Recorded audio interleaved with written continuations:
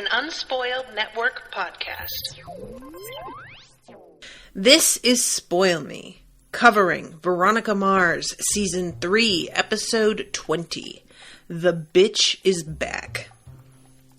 In this episode, we find out about this weird society, the castle. Turns out they are responsible for the sex tape of Veronica, and everything is just happening really fast. Welcome to Spoil Me.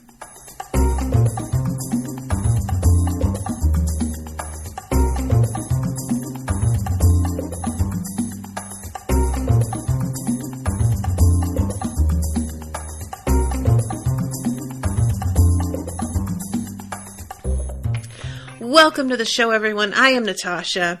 Thank you to Arielle for commissioning this episode and commissioning the live watch of the episode, which I did on Tuesday.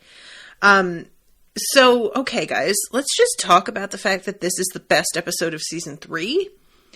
I would really like to know where these writers were throughout this season, because while I'm certainly not satisfied with it as a series finale, it's certainly the most interesting episode of the season.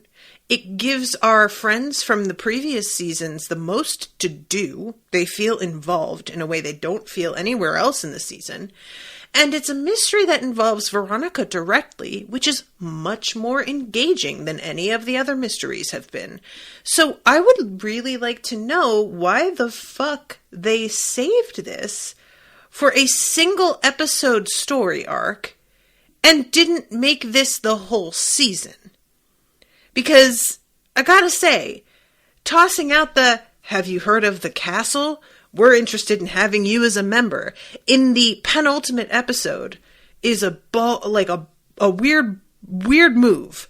I was gonna say a bold move, and then I was like, no, bold is too, positive. Weird. And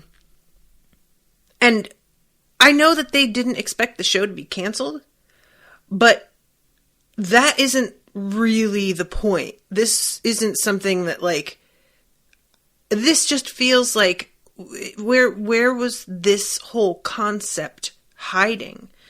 Can you imagine if this was how Season 3 started, which instead of it being a rape storyline, and having that be handled super badly, it was an invasion of privacy storyline that was still incredibly a violation, but involved Veronica directly.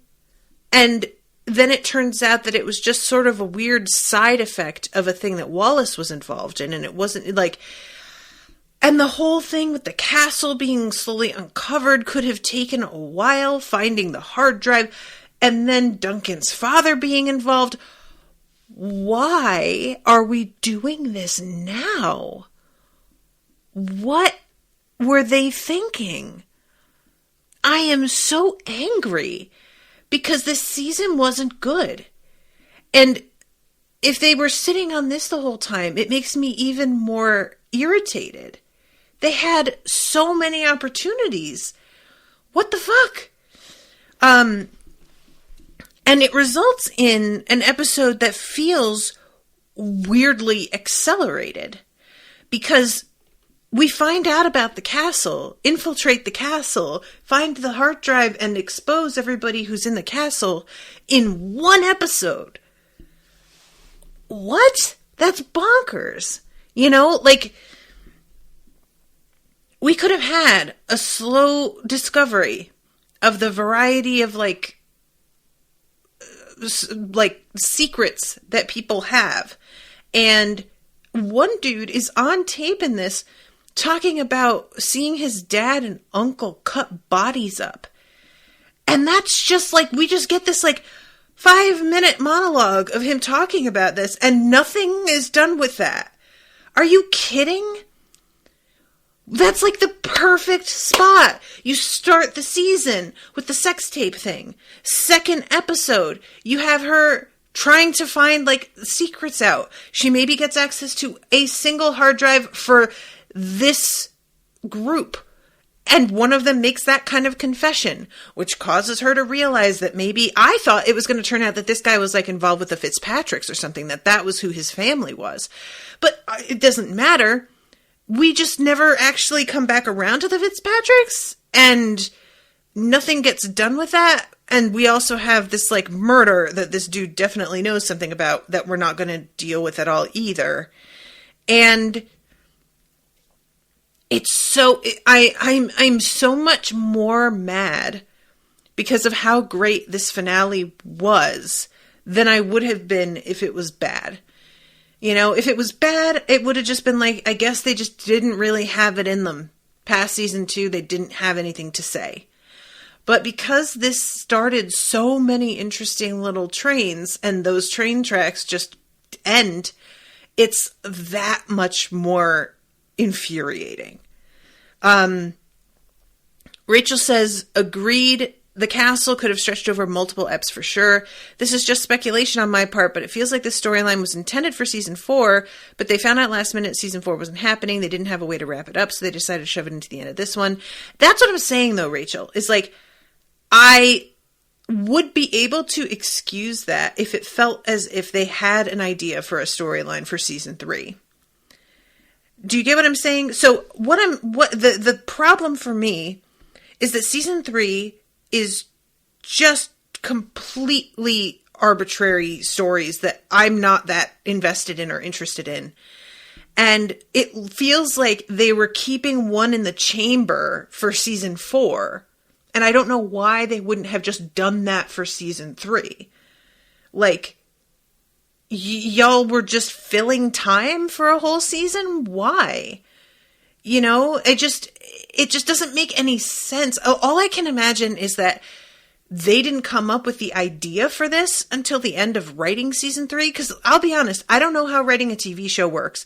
And I am not sure if it always works the same way from series to series. I feel like some shows, it feels like they write one episode at a time, and other shows it feels like they have a timeline that they have broken into episodes, and they have a much firmer idea.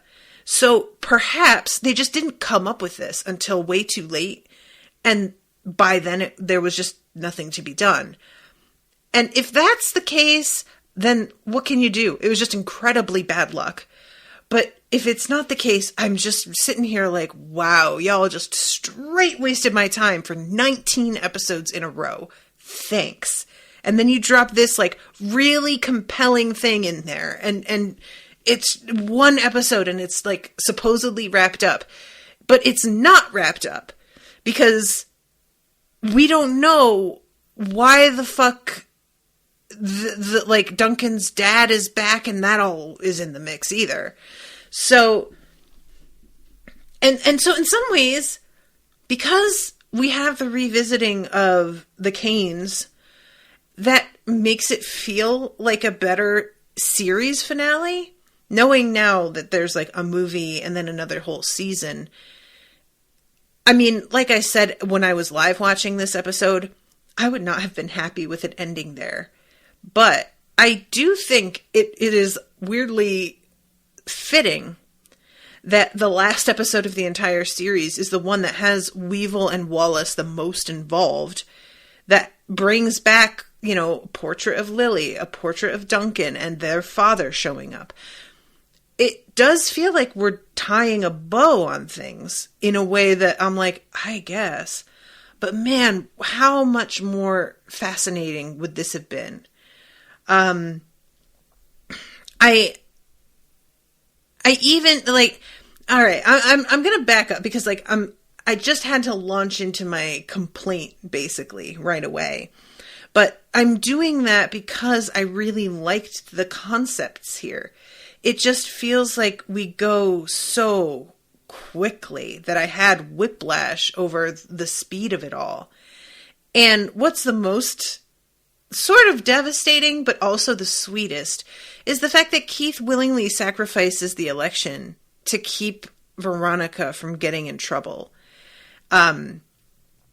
It's sort of a shame because she had such leverage that they could have, had she moved more quickly and realized what was at stake, they probably could have kept word from getting out, but she doesn't understand exactly what's going on soon enough. And her father's sacrifice of his career in service to her, and how cheerfully he does it. It's not like it doesn't cost him anything. We see the wistfulness and the sadness as he like takes this bullet. But when she comes home at the end of the episode and he's just made dinner and he doesn't say anything, there's no recrimination. It's just the knowledge that, of course I'm going to put you first. And that's just taken at such like face value. Guys, that is such a rare thing. You know, and I don't even mean in the world. I even mean with parents. It's astonishing, the parents that don't just put their kids first, or they think they're putting their kids first, but they're doing it for incredibly self-centered reasons. And so not really, actually. And that for me probably was the biggest part of this episode that felt like it was really paying tribute on the whole to what the series is about, which is mostly her relationship with her dad. And I at least found that really satisfying. Like,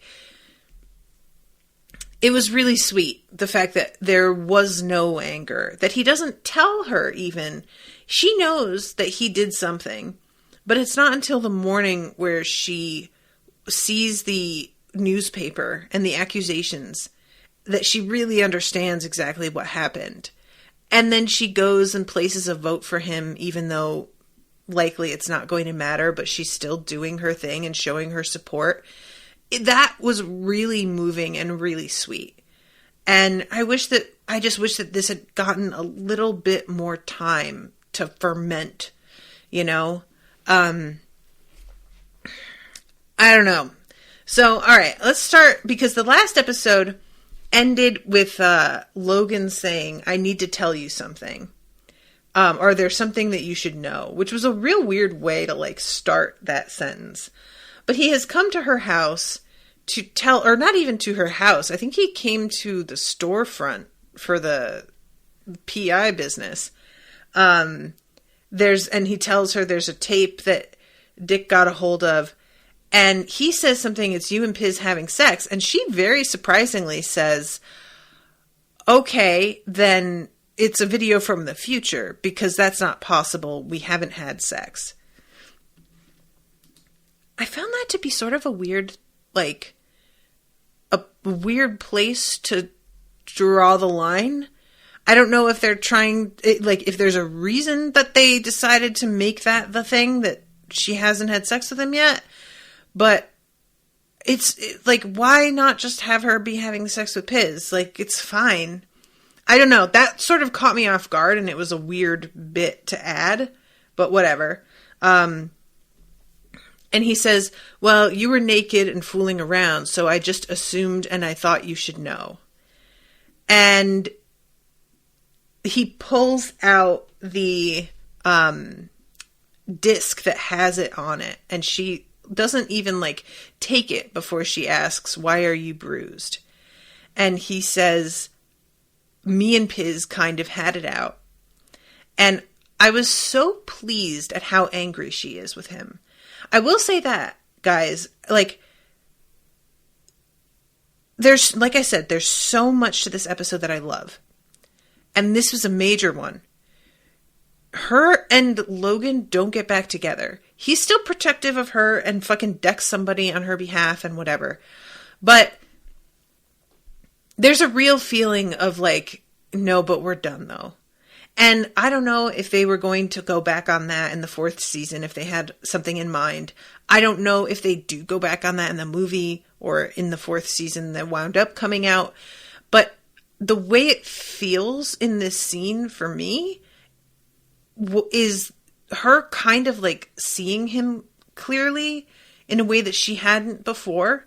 And the way they talk to each other later, it just seems that something has really shifted for her. And she's just you know what? No, I'm done with this shit. And I really appreciated that. I just feel so tired of what was going on between the two of them. And the way that he lashes out here, it obviously, Parker takes it away. And that results in one of those scenes that I'm like, I'm pleased for the actress that she got a chance to like stretch her acting muscles in her scene with Logan and talking about their breakup and everything. But I don't care enough about their relationship at all for that to have mattered to me.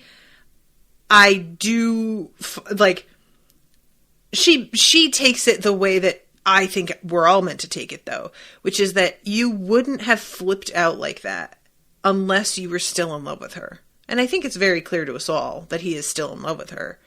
I do want to know how he is still in school, because they really went to town on each other. In the fucking, like, recording booth, there were witnesses, and then he does it again in the cafeteria. That's assault twice.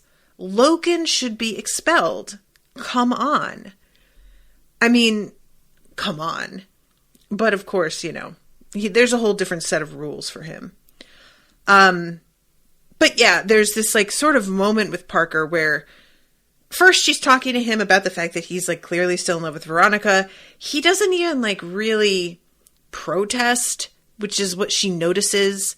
And he tries too hard to justify himself.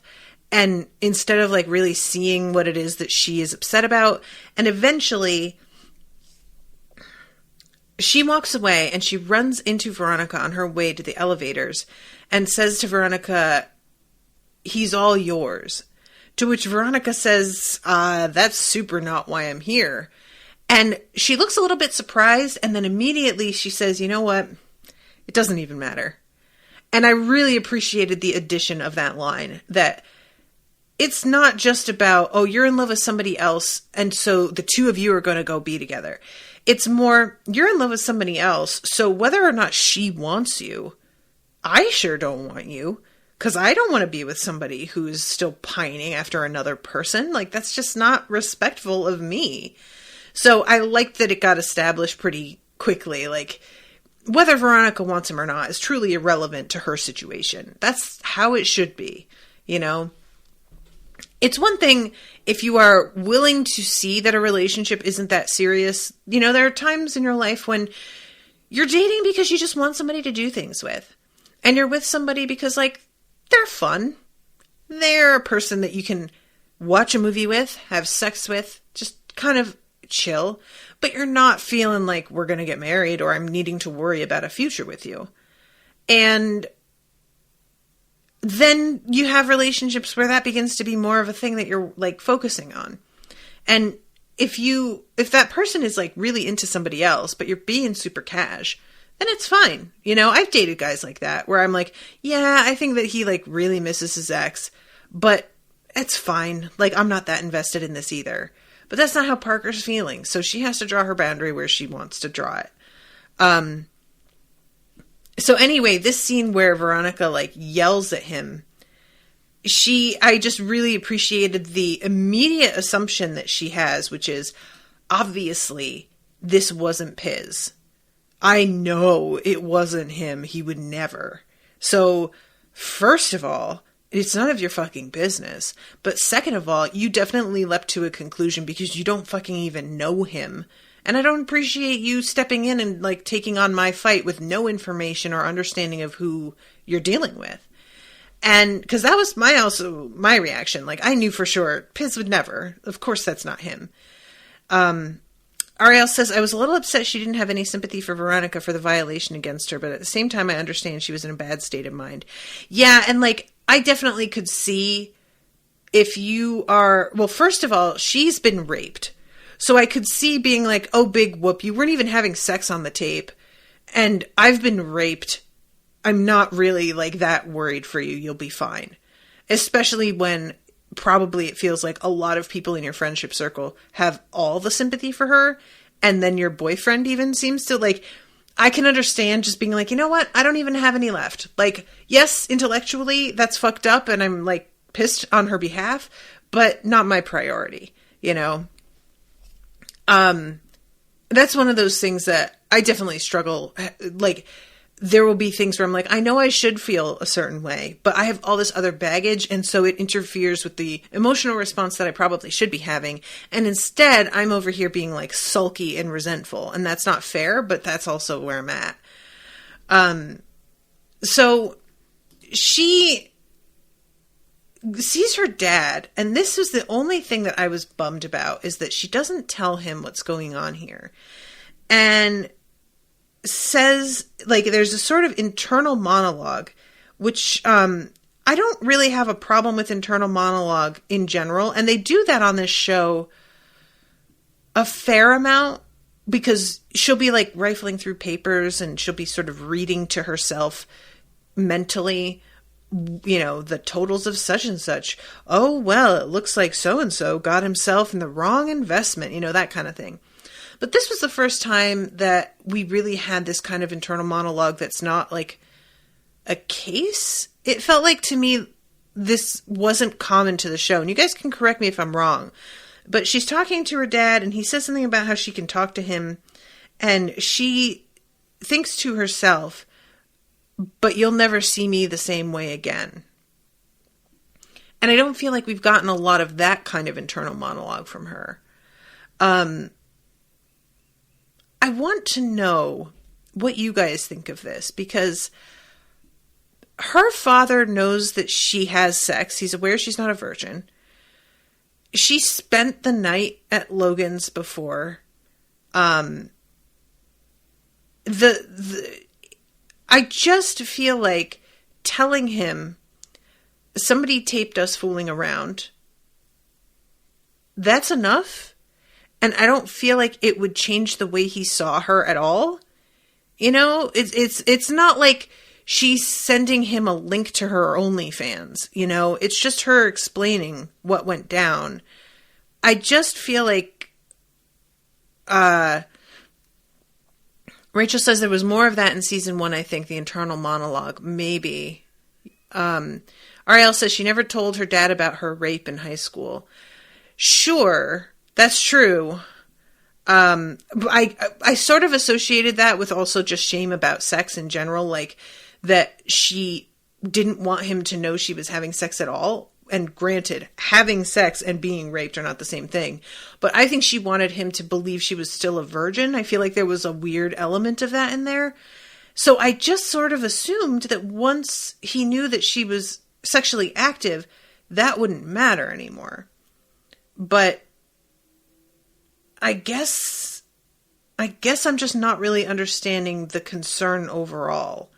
This is one of those things that I try to put myself in her shoes and think about how I would react, but my relationship with my father is so completely different that the way I would handle it is just irrelevant to the way that she and Keith are, you know? Because I probably wouldn't tell my father either, or if I did, I would wait a long time, you know, like now-ish, to talk about her high school experience. So, I don't know. I just felt like just telling him, so somebody got this tape, I'm investigating it. I feel like if she told him up front what's going on, it might have helped things a little bit more down the road so that he wasn't as unprepared for her involvement in this whole thing. And then maybe he wouldn't have had to sacrifice his career to cover her ass because she was communicating with him. But yeah, regardless, she decides that she's not going to tell him and sort of fakes that everything is fine. And I was just like, oh man, come on. And we get like the briefest, what do you call it? The opening credits for this episode. It's just a flash and there is no moment of the theme song playing, which kind of caught me off guard, especially if this was a series finale. I think I would have felt a little bit robbed to not get to listen to the theme song for the last time. We know now it wasn't the last time, but like at the time you wouldn't realize.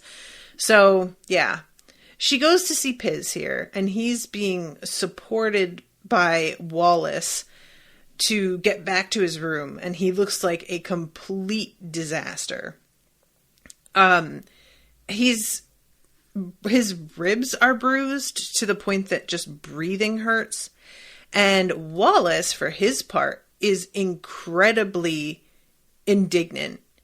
And I really enjoyed seeing Wallace angry. It doesn't, happen with him very often, He doesn't get the righteous fury. He's always sort of the easygoing, roll with it sort of guy. And I was delighted to see him get to be angry on behalf of his friend. He almost goes and confronts Logan until Veronica's like, dude, no, please don't. Although a part of me was kind of like, I would love to see Logan get his ass whipped by Wallace. I'm not going to lie. But Logan didn't get expelled. I have a feeling were Wallace to attack Logan, it would go very differently for him. So probably a good idea to not do that. And I fucking love Piz saying, I guess he was still mad at what happened at the beach. And I could not help but giggle. This precious baby thinks that little altercation at the beach where they just sniped at each other is what Logan came in and pounded your ass into the ground about. Oh God, of course, there's no other thing that he knows of at this time. So what else would you think? But it was just sort of adorable. And, he says something I think he still likes you, to which I'm like, duh. So this is when Veronica tells him about the video, and they are trying to figure out, she says, taken right here in this very room of us, Adam and Eve style, getting familiar. So here's my question. Is this a thing that you do that maybe you forgot to mention? And he looks so hurt. And he says, you really think I would do that? And she looks so sad. And she just says, no, I just don't understand how it would happen. And I really enjoyed just the devastation on his face that she would even ask, but her looking so sad in response that she's like, of course I don't really think that, but it doesn't make any sense. And let's see. Oh yeah, here it is. She tells him that she will deal with Logan, and she goes over there, and when there's a knock on the door, I thought it was going to be her standing there. She shows up later, but this is when Parker is here.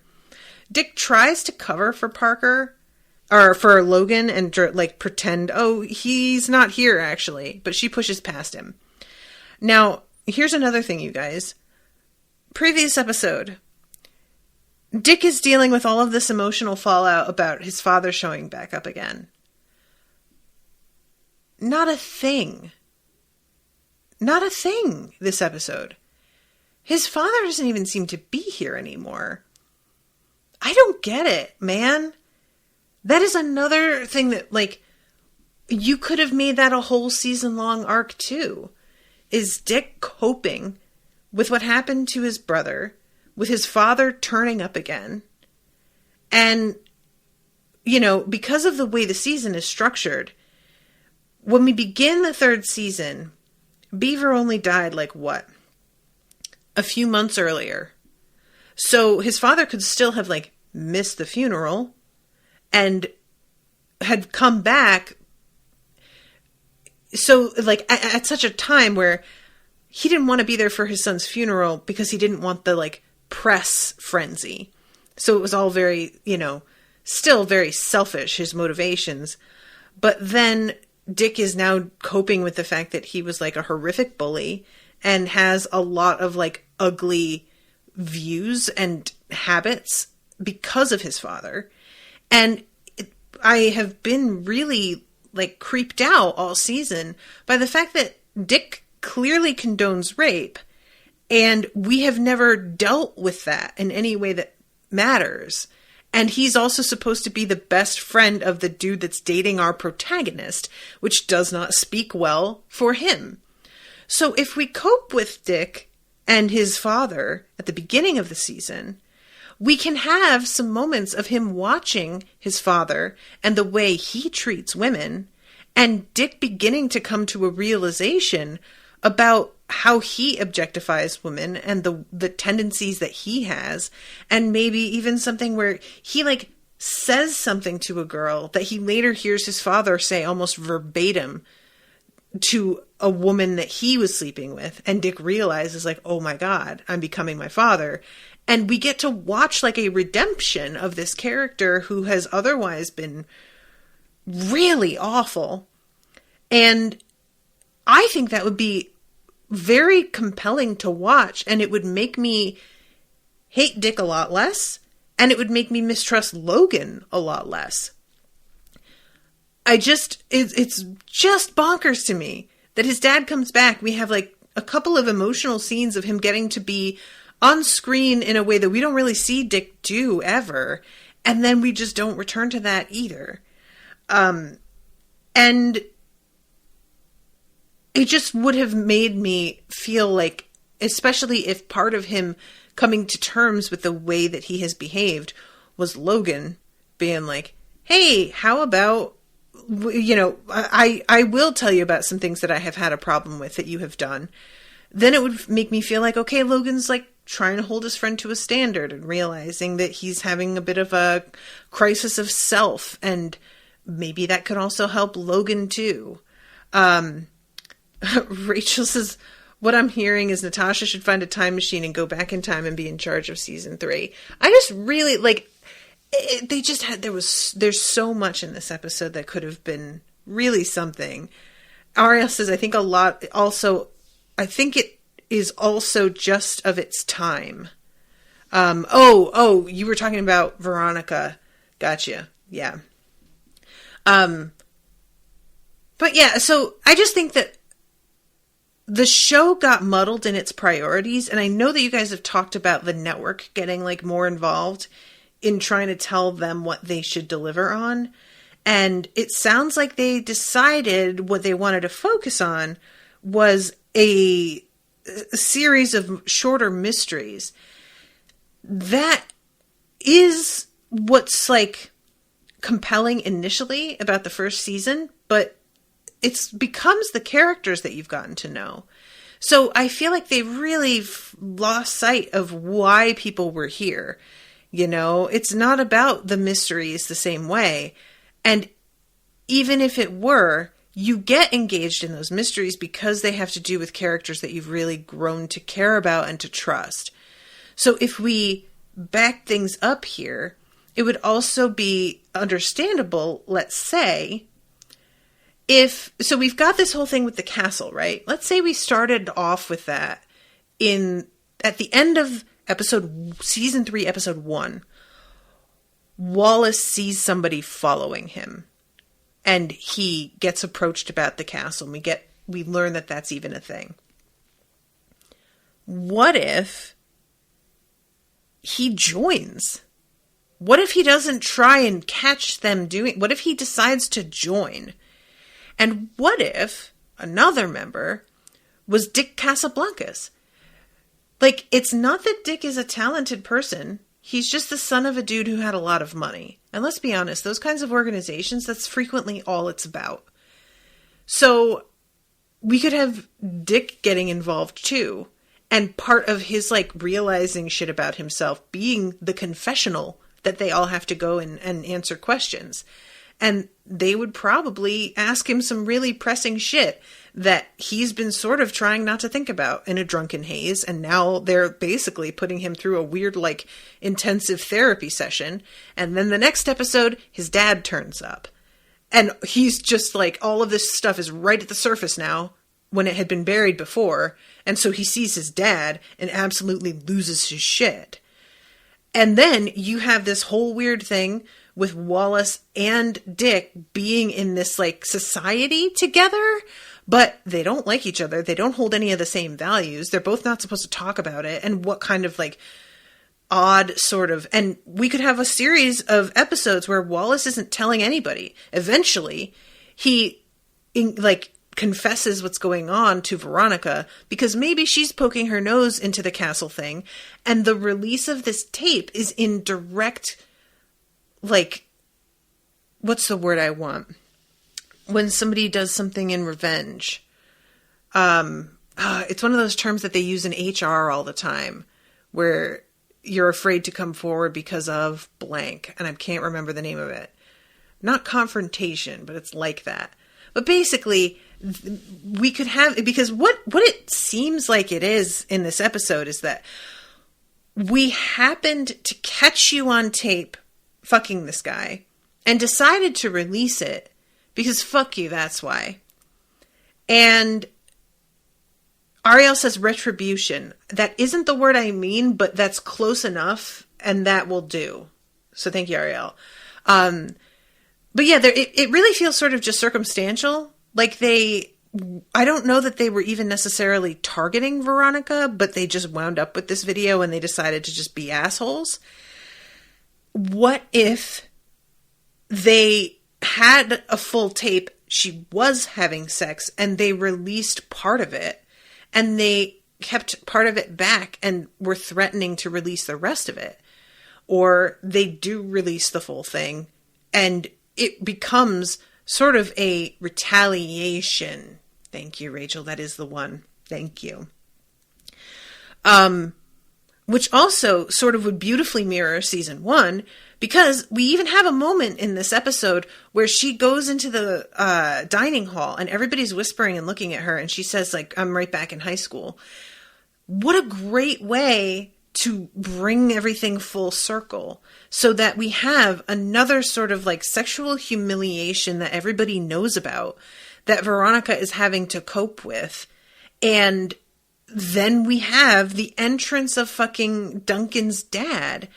And it turns out that he's like weirdly behind this and has a bunch of resentment for her with his son's involvement with her. And there could be a whole series of things about, you know, why the fact that he doesn't know where his son is and that he blames her for that, and maybe some things that have happened that she doesn't even know about, but he thought she did, or that she was part of it. So Arielle says they were filming Wallace. It was their dorm. She lives at home still. Yeah. So that's what I'm saying, right? They caught her on film. It was just a complete chance. They weren't going after her. So if we redid the first season or the third season, have them be targeting her. Have this be less of a like, oh, well, we just caught you on tape and you're hot, so here it goes. Have it be like a fucking like vicious thing, a revenge porn, basically. And then you can turn it into a sort of campus wide. Are there cameras hidden in places? Because that's certainly a thing. It's been, you know, there's been all kinds of news stories about how dudes can put like mirrors on their shoes, cameras on their shoes, and do upskirt video and camera shots. And that is technically legal, because if you wear a skirt into public, they have ruled that you don't have any like right to the assumption of privacy if you are out in the world. If somebody sees up your skirt, that's because you're wearing a skirt. Don't wear a skirt then.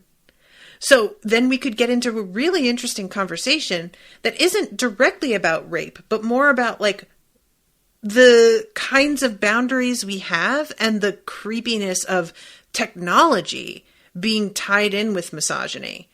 And that, I think, would resonate with a lot more people, because like taking sexy selfies and sending them to people, that's just like part of dating now, but it can be turned against you so quickly and so viciously.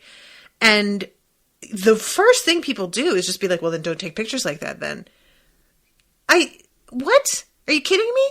That's like, it's just so incredibly missing the point. But I feel like that could have turned into a much more like fascinating conversation and conflict for her, and the castle being behind this as a sort of symbol for the patriarchy. It's an all-male organization. It's people who are incredibly privileged already, and they are being given a leg up to get into positions of actual power in the world. There's a lot that you could say with that kind of storyline going on.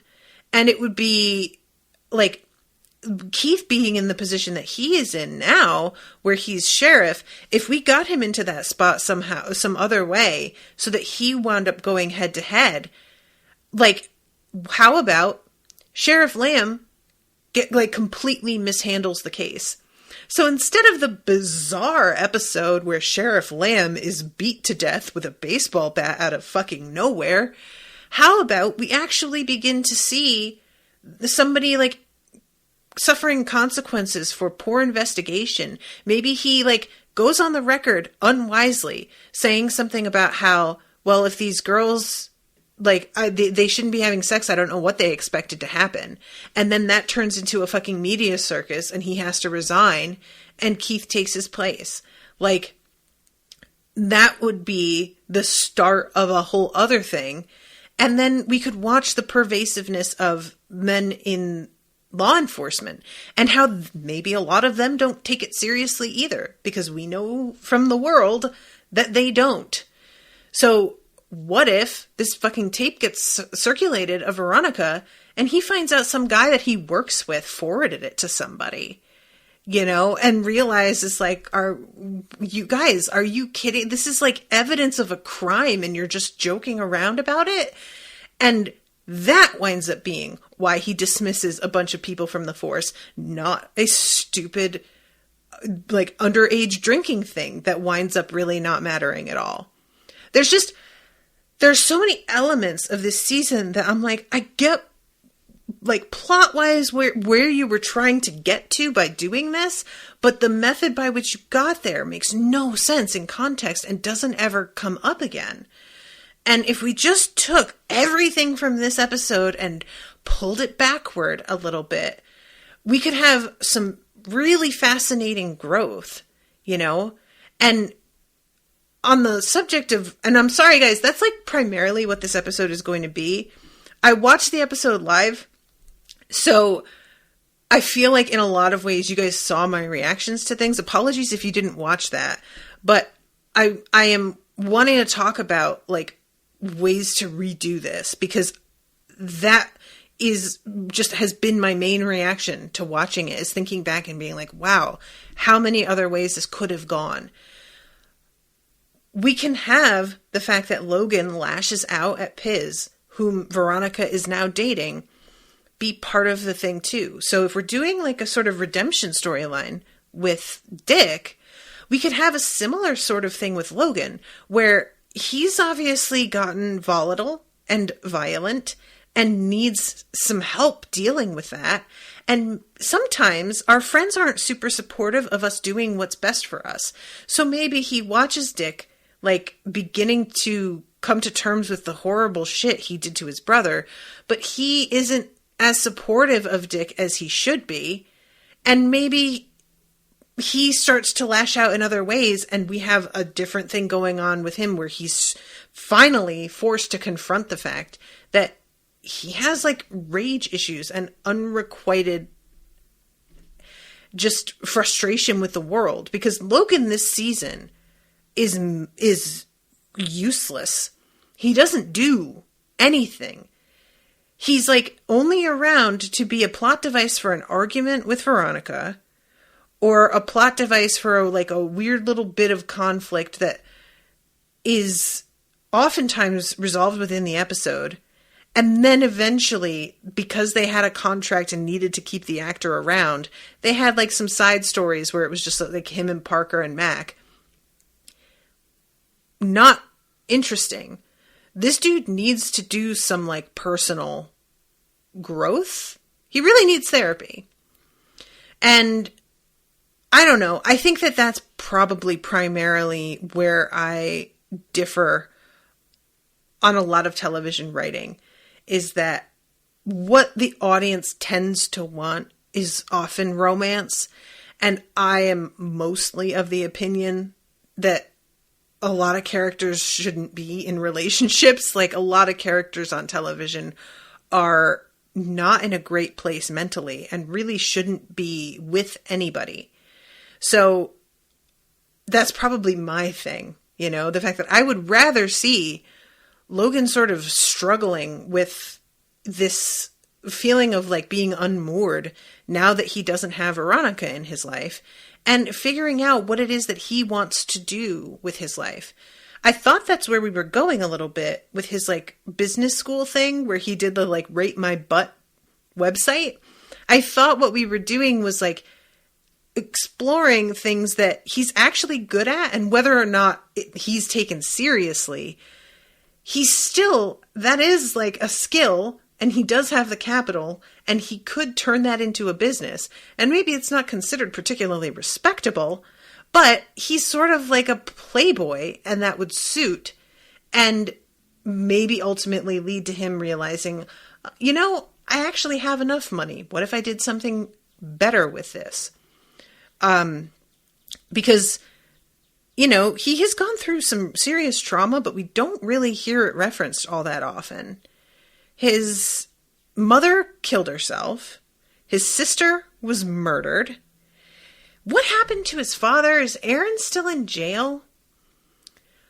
Arielle says they weren't able to connect the different themes and ideas they came up with this season like they have in previous seasons, and it really shows. Yeah, I'm sorry if it just feels like, well, Natasha, I didn't come to this podcast to listen to you write fan fiction, but I wouldn't be having this reaction if I didn't like the finale, So this is the kind of thing. Oh, right. Arielle says, no, Duncan got a hit on Aaron and had him killed. Thank you. Yeah. So, oh my God. Does Logan know Duncan had his father killed? And we never actually cope with the fact that Logan had what's-his-face steal the tapes either. That's never really dealt with. Does Veronica know that Logan was behind that? Because he was, right? I think she knows. It just feels like there's a lot of like pretty dramatic, life-altering stuff that doesn't get time to unfold on screen. Arielle says, I don't think there was ever a reaction to his death, let alone how he died. Yeah, that's kind of weird, right? God, that would be like, I wouldn't want to watch it. You could definitely do next season, Logan begins to like investigate who killed his dad.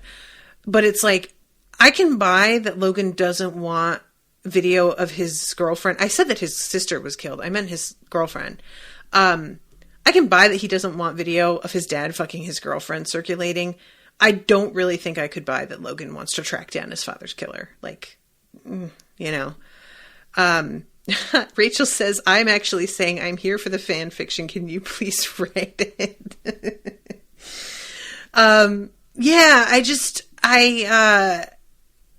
I think that that's a testament to how well drawn the characters were, considering that, like, I feel confident. And this is, I guess, what draws people to fan fiction, right? Is that you are dealing with characters that you know well already. And all of the groundwork has been laid. And you don't need to do any of that groundwork laying, because other people who come to your fanfic are going to know the characters also. And they're going to come into it with the same understanding of them as you have writing it. So the fact that I feel I do know the characters well enough, I think is a testament to the fact that the first two seasons are I think the first season's definitely the best. The second season's not as good, but I still found it compelling. I just really didn't like the ending. And then this season is just, it doesn't even feel like Veronica Mars, really. It feels like a series of unconnected, like, she's always had a case of the week, but there's always been that sort of underlying main mystery all season. And because we didn't really even have that, it just doesn't have the same cohesion. God, and I would love if something went down with Duncan's father. I want to ask questions, but because there's another movie and then there's another season, I can't ask questions because there's still plenty that they could be deciding to do, and I had mentioned before about how I really appreciate Wallace having more to do. The whole thing with him, like, this scene where he gets brought in and asked was really upsetting, you guys. So they do mention Skull and Bone Society from Yale. It does turn out to be, like, basically what this is supposed to be. And what they do is bring in their pledges in the trunk of a car to like a warehouse, one of those places that has like storage units. And they place him in one of the storage units where he can still hear what's going on in another one. And he's on camera and they ask him questions. And unless he tells the truth, they will shock one of his other like brothers, as he puts it. And if one of his brothers lies, then they will shock Wallace. And they ask him about the car accident where that dude did the hit and run on the homeless guy, which was a pretty interesting storyline that I got and it got dropped fairly quickly. I would love to know how they know about that. That would be a great bit if we're doing the fanfic thing and we're pulling the reveal of the castle into the first like 1 or 2 episodes of season 3. We could really milk how do they even get their information about people for a good amount of showtime. You know, finding out, do they hire a variety of private investigators? Do they have like one particular investigator on staff? And Veronica kind of wondering who it is that she could be working against and whether they know she's working against them. Do they see that there's somebody that's on to them, and do they begin to, and that's, you know, eventually they do retaliate with this video that they release of her, but maybe the fact that they use that to retaliate tips their hand about who their investigator even is, because they were able to get access to the school grounds, and are there, you know, cameras that caught that somebody suspicious coming on and off the grounds, or if not, are they a student? Because that's always what I want to know the most, is like how people even get the dirt on somebody to begin with. The whole point of these videos isn't to tell somebody, I know this thing about you. It's to get them to confess it to you, because you know so much already, they realize there's no point in denying it anymore. And I'm just really interested in the fact that this dude is like, in the other video that she watches, he's confessing about how he saw his father and uncle cutting bodies up. And it's not like apparently enough of a secret that he would die and go to the grave and it would die with him. Somebody else somehow knew about it. So either he told somebody and they fucking blabbed, or somebody involved with that operation knew and like, but they'd have to, I really want to know how they know this stuff. And then if she isn't able to steal the entire hard drive in one go, because it's video, which is a lot of data, it's decades worth. What if there were a series of hard drives, one for each year, and they weren't even kept in the same place?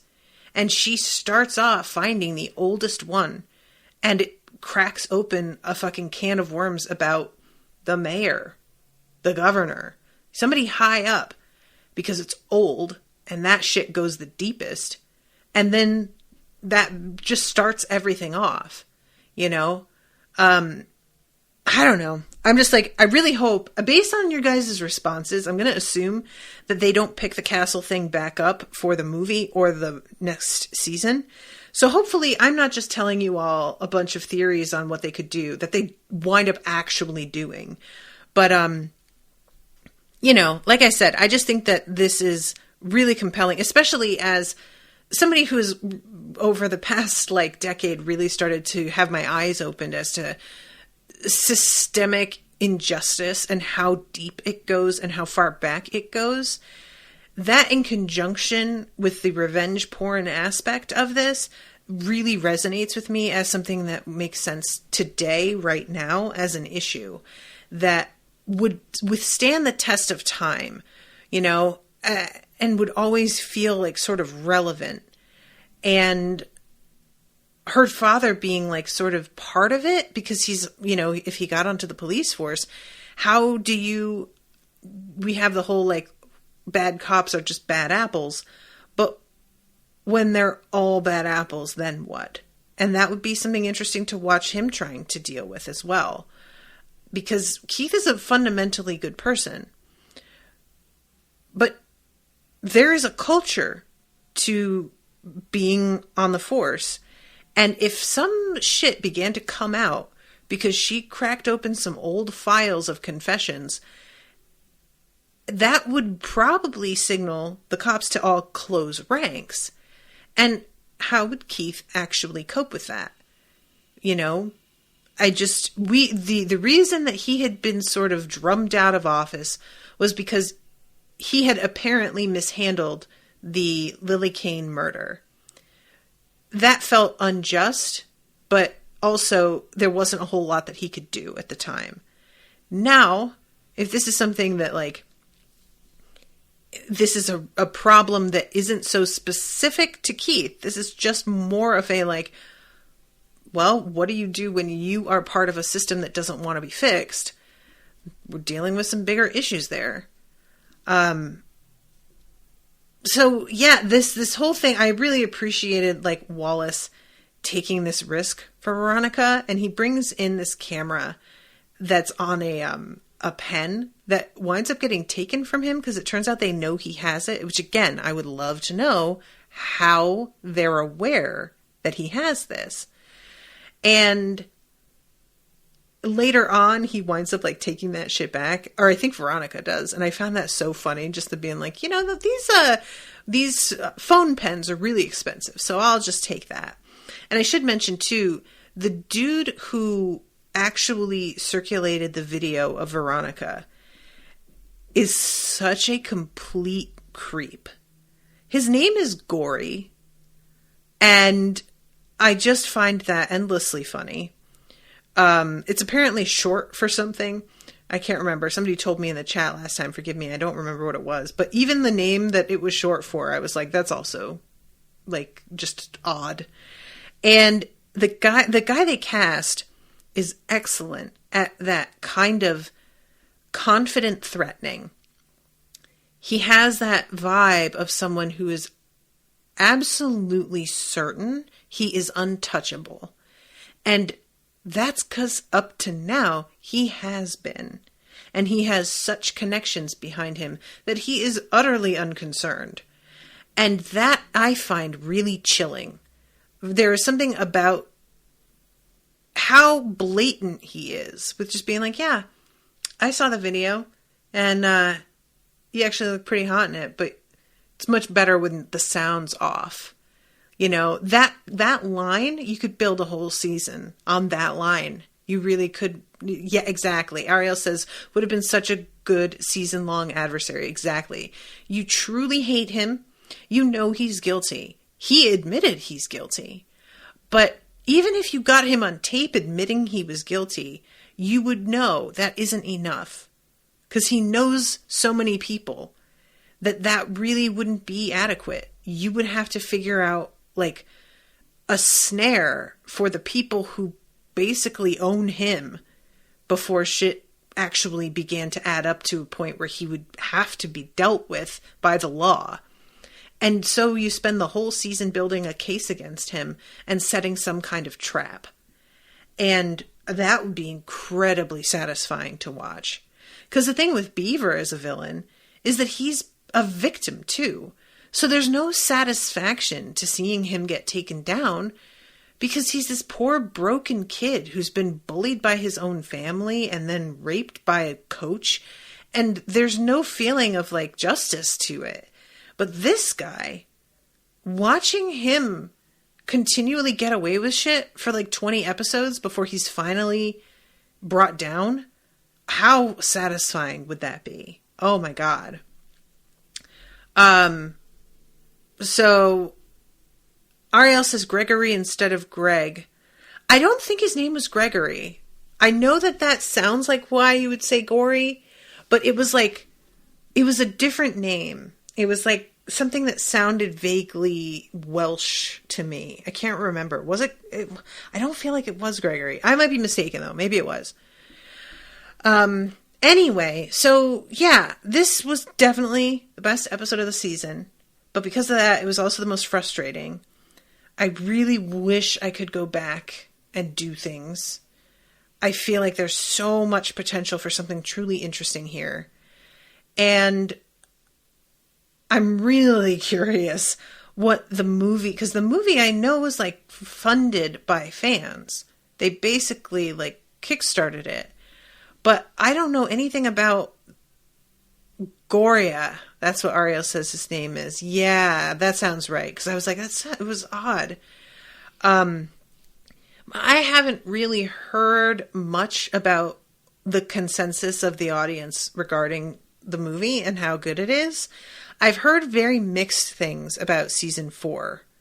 And I have like not enough on one side or the other, and I don't remember the sources for those opinions. So I can't even say people who I normally agree with tended to like it. I don't actually remember who I heard. I just remember seeing a sort of mix of reactions that were all over the place. So I expect season 4 to be kind of like one of those that if you have this point of view, you feel like this about it. If you don't, you'll feel like that. The movie, though, is a real like closed book. I haven't really heard anything. So that I'll be going into totally blind. And let's see, when's the movie? Friday, May 21st. So about 2 weeks from today. And yeah, that's it. And I also want to ask, like, guys, this episode is called The Bitch Is Back. And I'm not entirely sure why they named it that. That feels like the name of season, like a season starter, not the season ender. And Veronica never wasn't here. So saying the bitch is back feels like we're talking about like, oh, Veronica's back to her antics. But it doesn't feel like she was gone. So I don't totally understand the naming of the episode. That said, like this season it's been pretty on the nose, but there have been a few episodes where I really didn't understand the titles.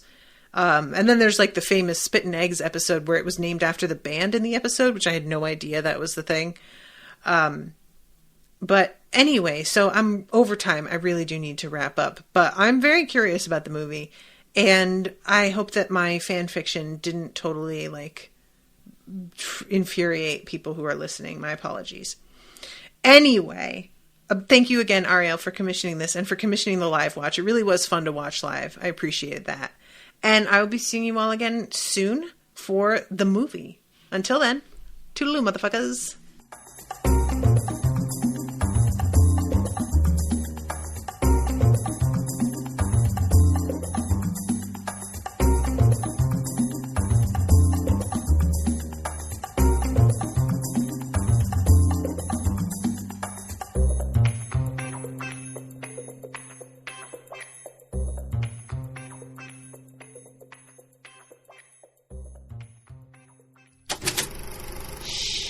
That was an Unspoiled Network podcast.